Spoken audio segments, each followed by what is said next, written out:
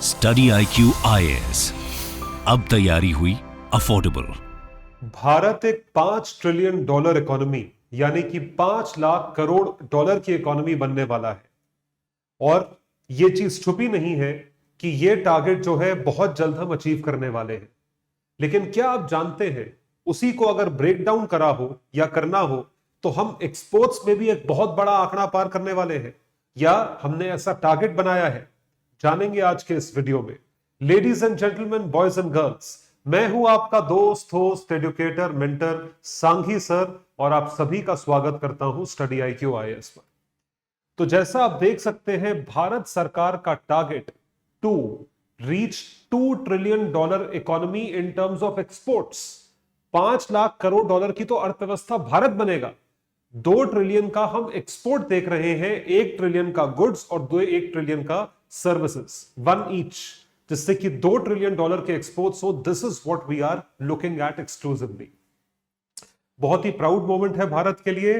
तो मैं आपको यह बता दूं कि जितने भी हमारे PDFs हैं जो मैं यूज करता हूं आपको पढ़ाने के लिए, वो मिलेंगे आपको मेरे सोशल मीडिया हैंडल पर, आयुष सांघीज IAS अकेडमी। आप इस पर जाके ये PDFs डाउनलोड कर सकते हैं, और आप मुझे अलग अलग सोशल मीडिया हैंडल्स जैसे कि इंस्टा और ट्विटर पर भी फॉलो कर सकते हैं। यहां से आपको बहुत बढ़िया वैल्यू एडेड कंटेंट जो है वो मिलेगा, जो कि आपकी प्रिपरेशन में काम आएगा।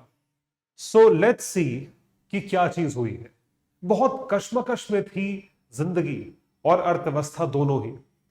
कोविड का लॉकडाउन आ गया, ठीक है। उसके बाद ग्लोबली एक रिसेशनरी फेज या स्लोडाउन आ गया।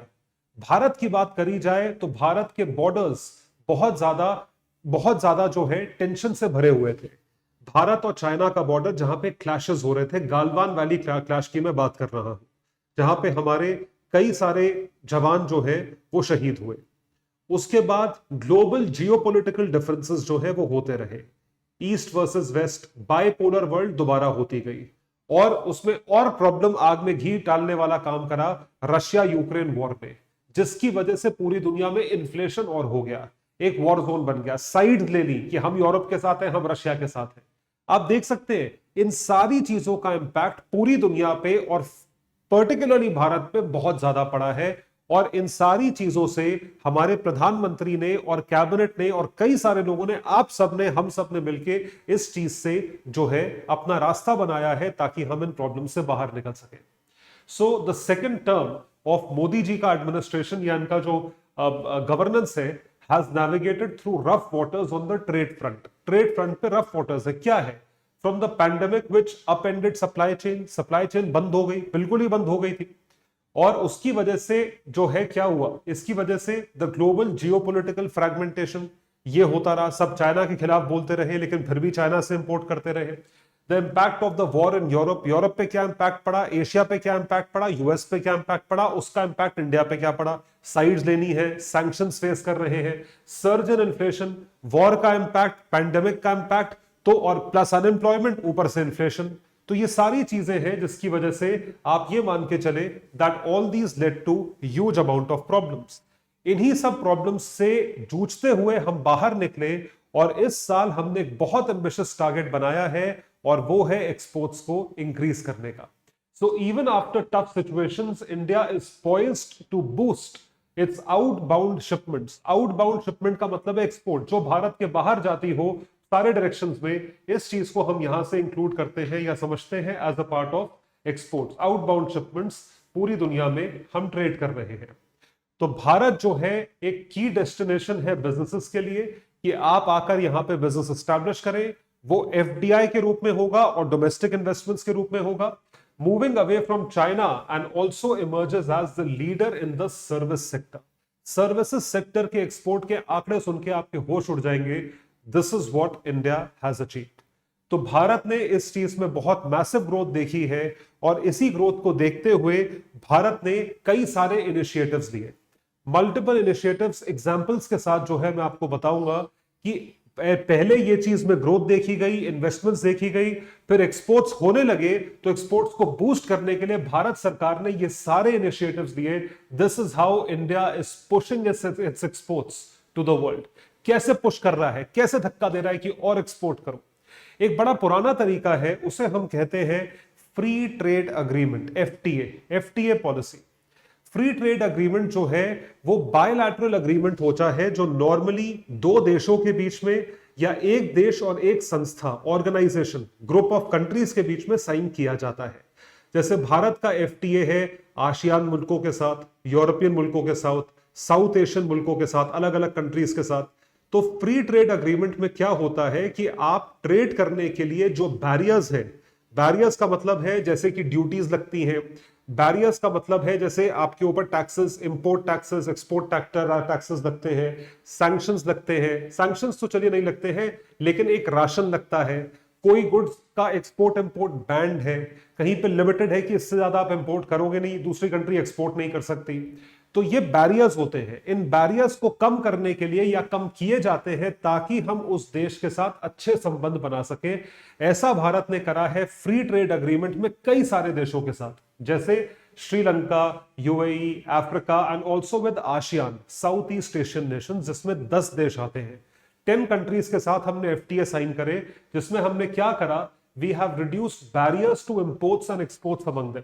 तो जितने बैरियर्स थे इंपोर्ट एक्सपोर्ट के वो कम करे, जैसे कि टैक्सेस कम कर दी, ड्यूटीज कम कर दी, ठीक है, उसमें जो रिस्ट्रिक्शंस थे वो कम कर दिए, लिमिट लगी हुई थी वो कम कर दी। So India went on signing new early harvest deals and comprehensive trade pact. Pact का मतलब है एक association with economies all over the world. ये चीज भारत ने करी है और इसकी वजह से हमने बहुत सक्सेस देखी है इन टर्म्स ऑफ ट्रेड। भाई बेचना दुनिया का सबसे मुश्किल काम है, टू सेल, और वो हम अगर सक्सेसफुली कर पा रहे हैं दूसरे देशों के साथ एफटीए साइन करके, तो ये बहुत बड़ी कामयाबी की चीज है। It is a very big achievement. Followed by that जो दूसरी चीज है, जो दूसरा इनिशिएटिव है, जिसका आपने जिक्र पिछले 2-3 सालों में बहुत ज्यादा सुना होगा, उसे कहा जाता है production linked incentive. Production linked incentive या production linked initiative, PLI scheme.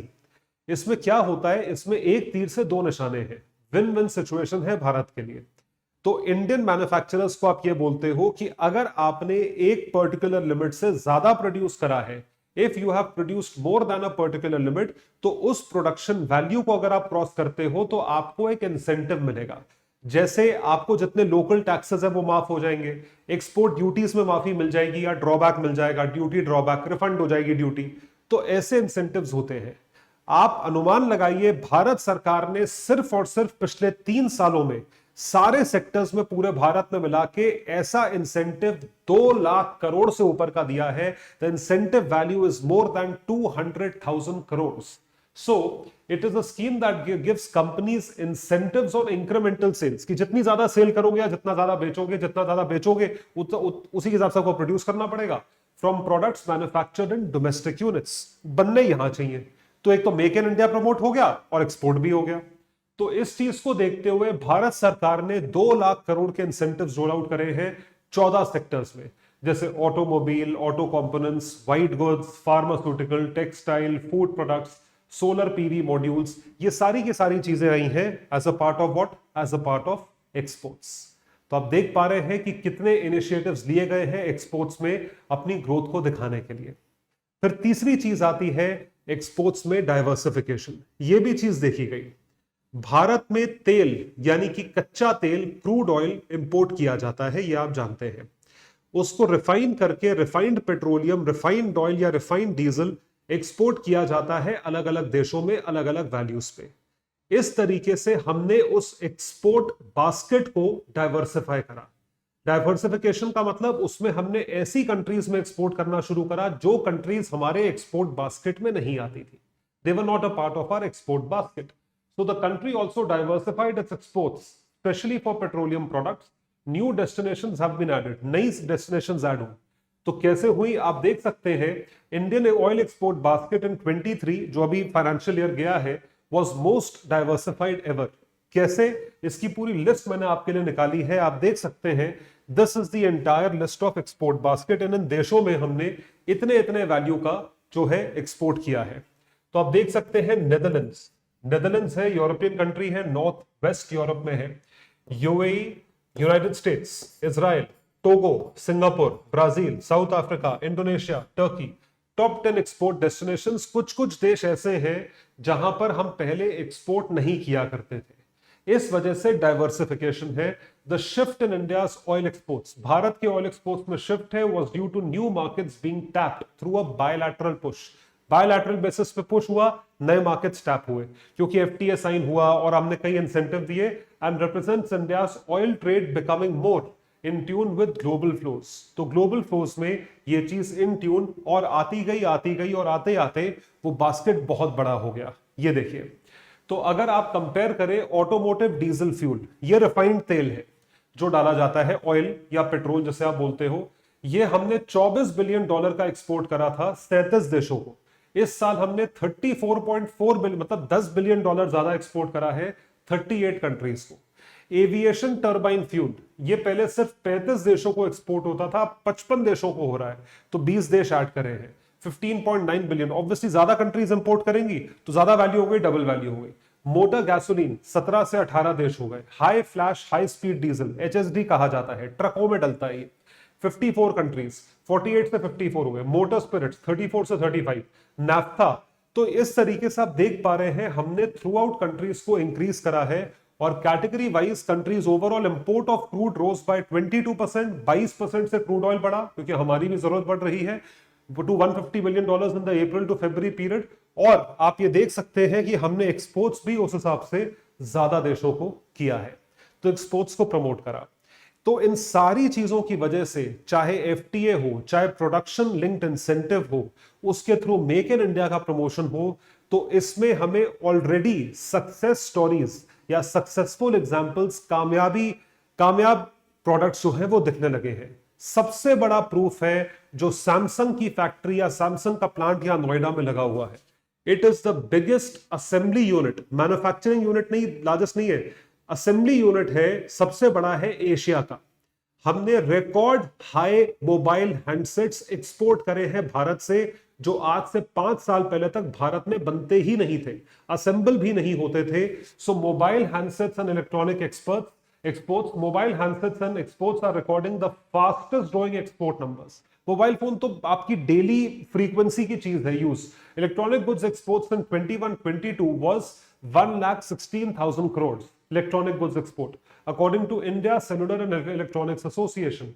ये चीज है, तो आप देख सकते हैं भारत ने सरपास करा 85,000 करोड़ का business worth mobile phone exports. ये सिर्फ एक्सपोर्ट्स में है, ये यहां की सेल नहीं है, डोमेस्टिक सेल नहीं है, this is only in exports, जिसमें मेजॉरिटी डेस्टिनेशन जिन्होंने हमसे खरीदा है UAE, US, Netherlands, UK, Italy. बताइए, तो इसका मतलब है ना कि कोविड के बाद जितने लोगों ने चाइना से मैन्युफैक्चरिंग शिफ्ट करी और वो मैन्युफैक्चरिंग कहीं भी गई हो किसी भी देश में, बाकी देशों को खरीदने से मतलब है, दे नीड द प्रोडक्ट, तो वो प्रोडक्ट देने की अपॉर्चुनिटी आप उनको दो। तो हमने अपॉर्चुनिटी दी कि आप हमसे इंपोर्ट करो, तो वो करने लगे। आप बिजनेस देख सकते हैं, 85,000 करोड़ का बिजनेस है, सिर्फ 3 साल में इतनी ग्रोथ जो है वो देखी गई है। This is massive growth, this is massive growth. More than 97% of the smartphones sold in India are now being produced locally, यहीं बनते हैं।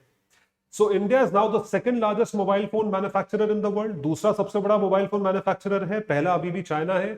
India is likely to produce 50% of Apple's iPhones by 2027। ये होगा फॉक्सकॉन के plant पे जो भारत में लगा है।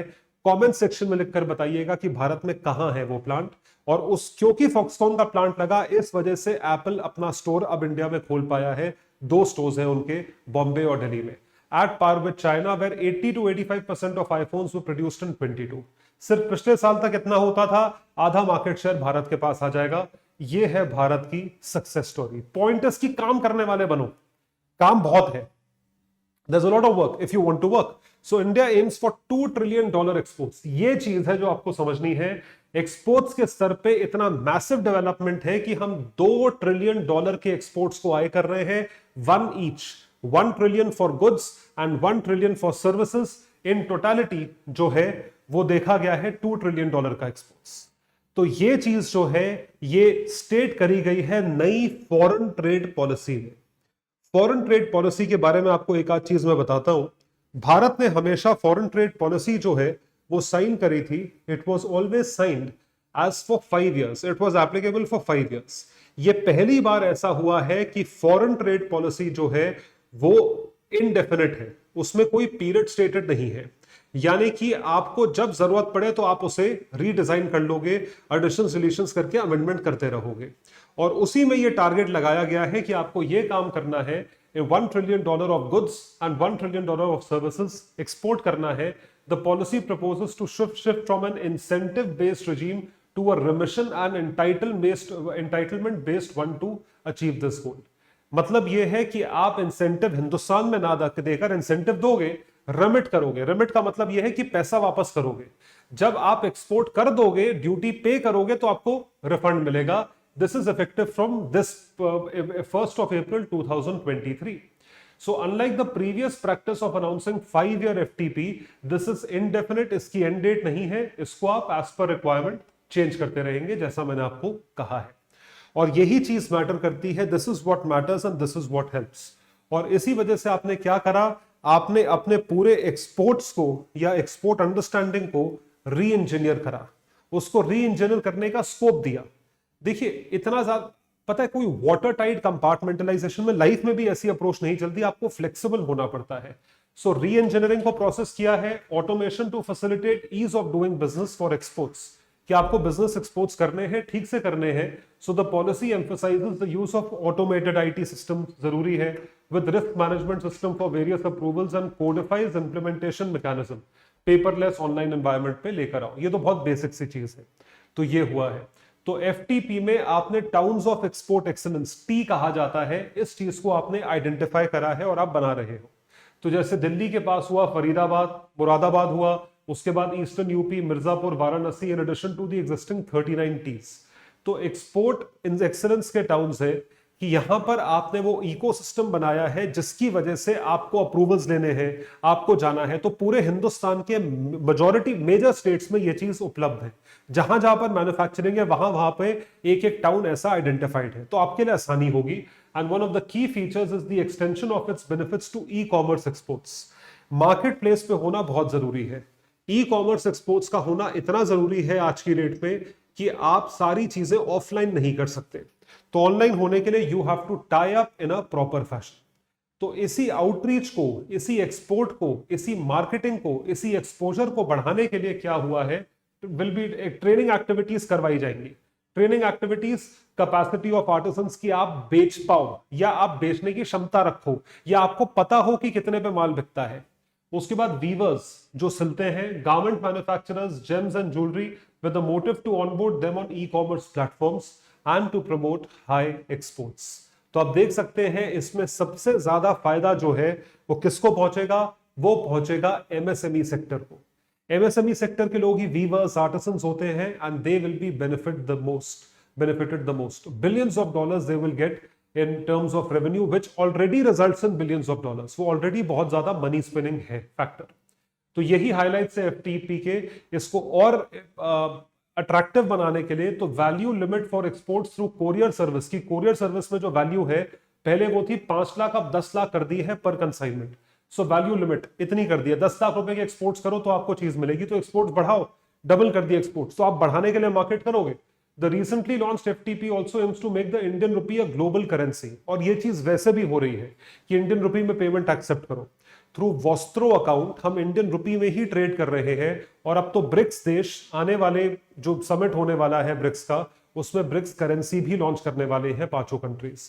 This is what they are trying to do. तो आप समझ सकते हैं कि किस तरीके से हम आगे बढ़ रहे हैं, और इसी चीज को हम इफेक्टिवली देखेंगे as a part in India's growth story. तो अगले सेगमेंट पे चलेंगे, लेकिन उससे पहले आप लोगों के लिए एक छोटा सा अनाउंसमेंट। स्टडी IQ IAS का कोर्स मॉर्निंग और इवनिंग बैच स्टार्ट हो चुका है। ये one of its kind course है पूरे हिंदुस्तान में। आप ये मान के चलें, ये समझ के चलें that this is one of its kind course जिसमें कंप्लीट फाउंडेशन सिलेबस, प्रीलिम्स और मेंस का कंप्लीट सिलेबस जो है आपको करवाया जाएगा। उसके साथ साथ रिवीजन क्रैश कोर्स के थ्रू करवाया जाएगा, प्रीलिम्स का अलग, मेंस का अलग, और उसी के साथ आपको कॉम्प्रिहेंसिव टेस्ट सीरीज, प्रीलिम्स की अलग और मेंस की आंसर राइटिंग प्रैक्टिस अलग। This would be done all inclusive along with mentorship sessions. तो ये सारी चीजें आपको उपलब्ध है एक बहुत ही अफोर्डेबल प्राइस में, ओनली एट 70,000 रुपीज। एक ऐसे मार्केट में जहां पे लाखों रुपए की फीस ली जाती है, वहां पे स्टडी आईक्यू और उसकी टीम आप तक लेकर आए हैं ये सारी चीजें। और अगर आप मेरा कोड यूज करें जो कि है सांघी लाइफ, इस सांघी लाइफ कोड के जरिए आपको यही बैच मिलेगा सिर्फ और सिर्फ 30,000 रुपए में, ओनली एंड ओनली 30,000 रुपीज। 30,000 रुपए में आपको ये चीज मिलेगी। मॉर्निंग इवनिंग 2 बैचेस स्टार्ट हो चुके हैं, लास्ट डेट है 30 मई। तो जरूर सब्सक्राइब करें, do subscribe to these batches, these would be highly useful for your preparation. What are you waiting for? तो अब सवाल ये उठता है कि क्या भारत इस गोल को, $2 ट्रिलियन के गोल को अचीव कर पाएगा? Would India be able to achieve the goal of $2 trillion export target by 2030? अब देखिए इसमें रोड ब्लॉक्स क्या है, प्रॉब्लम्स क्या है। आपको शायद याद हो, आज से कुछ साल पहले 2019 में भारत ने RCEP, जो कि एक ट्रेड अग्रीमेंट है एशियन रीजन की कंट्रीज के बीच में, रीजनल कॉम्प्रिहेंसिव इकोनॉमिक पार्टनरशिप को साइन करने से मना कर दिया था। इस चीज को लेके भारत की बहुत ज्यादा आलोचना करी गई थी, और आलोचना इसलिए भी करी गई थी क्योंकि हमारे प्रधानमंत्री स्वयं थाईलैंड गए थे ये ट्रीटी साइन करने के लिए, और बिना साइन करे वापस आ गए। मतलब अगर आपको साइन नहीं करनी थी तो आप वहां तक गए क्यों? आप वहां पे साइन नहीं करने के लिए गए थे। इस चीज पे बहुत चर्चा हुई, बहुत ज्यादा क्रिटिसिज्म हुआ गवर्नमेंट ऑफ इंडिया का और इंडिया का इन टोटालिटी। अब ये जितने देश हैं जो कि RCEP का पार्ट है, ये भारत से बहुत मैसिव क्वांटिटी में इंपोर्ट किया करते थे, यानी कि भारत के एक्सपोर्ट्स होते थे। अब RCEP एक ऐसा अग्रीमेंट है जिसके तहत हमें अपने ट्रेड बैरियर्स कम करने पड़ेंगे, जैसे ड्यूटीज कम करना, ये करना, वो करना। तो भारत ने क्यों नहीं साइन करी? Why didn't India sign? It was signed by 15 countries led by China, Japan, South Korea, Australia, New Zealand and the 10-state ASEAN grouping। तो 15 देश है और ये दुनिया का सबसे बड़ा ट्रेडिंग ब्लॉक है। ट्रेडिंग ब्लॉक सबसे बड़ा है। इन 15 देशों की मिला के 200 करोड़ की, 2 बिलियन की पॉपुलेशन है, 200 करोड़ की पॉपुलेशन है। अब आप ये सोच के देखिए, और कितना ट्रेड मैसिवली हो रहा होगा। तो भारत को क्रिटिसाइज करा गया। तो रीजन ये दिया भारत ने कि अगर हमने ये साइन किया होता तो हमारे देश का मैन्युफैक्चरिंग, एग्रीकल्चर और dairy sector, it would have been adversely, यानी कि नेगेटिवली इंपैक्टेड। ये सारे सेक्टर्स पे नेगेटिव इंपैक्ट होता। तो इस वजह से हमने साइन नहीं करा। तो इसका इंपैक्ट क्या हुआ? What is the economic implication? कि ये सारे देश जो है, मतलब 15 देश इन्होंने साइन करे, ये आपस में एक दूसरे को फेवर करेंगे। ये इंडिया को फेवर क्यों करेंगे? इंडिया से क्यों इंपोर्ट करेंगे? ये उन्हीं देशों से इंपोर्ट करेंगे ना जो RCEP का पार्ट है। तो इसकी वजह से भारत के एक्सपोर्ट्स heavily affect होंगे। they would be heavily affected, in fact they already are heavily affected। India's recession would impact its bilateral trade with RCEP member nations as they may be more inclined to focus on economic ties with the bloc। जो block है उसके साथ वो ties करेंगे, और ये figures में reflect करती है। आपको आंकड़े दिखाते हैं इसके। The move could potentially leave India with less scope to tap the large market that RCEP represents. जैसे मैंने आपको बोला, 2 बिलियन जो है वो दुनिया की पूरी जनसंख्या के 200 करोड़ लोग इन 15 देशों में रहते हैं, और 30% ग्लोबल इकोनॉमी यहां से कंट्रोल होती है, इन्हीं देशों से। जापान है, चीन है, ऑस्ट्रेलिया है, आसियान देश है। 30% इकोनॉमी हो गई। 30% इकोनॉमी, 200 करोड़ लोग, तो सोचो ट्रेड कितना होगा। वो पूरा हमने छोड़ दिया। तो ये भी हमें फेवर, अगर हमने RCEP साइन करके इनको फेवर नहीं किया तो ये हमारे लिए कुछ भी क्यों करें? देखिए आपको दिखाते हैं। Have a look at this graphic. इस ग्राफिक को देखिए, इसके आंकड़े आप देखो। Brunei ASEAN, Brunei Cambodia, exports जो है भारत से होते हैं $56 बिलियन के, सॉरी $56 मिलियन के, और इंपोर्ट्स जो भारत करता है वहां से वो $591 मिलियन के करता है। ठीक है, तो हमारा ट्रेड डेफिसिट है 534। अब देखिए ये मैक्सिमम देशों के साथ हमारा ट्रेड डेफिसिट है, और ये अदर पार्टनर्स है ऑस्ट्रेलिया, चीन, इनके साथ भी, सारे देशों के साथ हमारा ट्रेड डेफिसिट है। मतलब इंडिया एक नेट इंपोर्टर है, एक्सपोर्टर नहीं है। और अगर इन देशों ने भारत से इंपोर्ट करना भी बंद कर दिया, मतलब ये एक्सपोर्ट्स भी अगर कम हो गए, तो भारत को यह चिंता है कि ये ट्रेड डेफिसिट ऑलरेडी इतना है, ये और बढ़ जाएगा। कहां से पैसा लाएंगे? So India's last trade deficit with many of the 15 nations have agreed to form the RCEP have proved the biggest deterrent। सबसे बड़ा deterrent है। तो भारत जो है वो डंपिंग ग्राउंड बन जाएगा। मतलब हम इंपोर्ट कर करके यहाँ पे खाते रहेंगे, कंज्यूम करते रहेंगे, एक्सपोर्ट नहीं कर पाएंगे। तो डंपिंग ग्राउंड हो गया ना कि भारत भेज दो, भारत भेज दो, सब कुछ यहीं पे कंज्यूम हो जाएगा। ये चीज नहीं चाहते हम। So need for economic realism की आर्थिक तौर पे सच्चाई ये है, और आपको ये सच्चाई हिट करनी चाहिए। दैट चाइनीज पर्सपेक्टिव से मत देखो अपने आप को, इंडियन पर्सपेक्टिव से देखो। India can draw inspiration from Japan and Australia. देखिए, जरूरत के टाइम पे गधे को भी बाप बनाना पड़ता है, और चीन से बड़ा गधा कौन है? तो जापान और ऑस्ट्रेलिया ने क्या करा, चाइना के साथ अपने सारे डिफरेंसेस को एड्रेस करके या बेरी करके या ओवरलुक करके जो है चीन के साथ संबंध बनाया।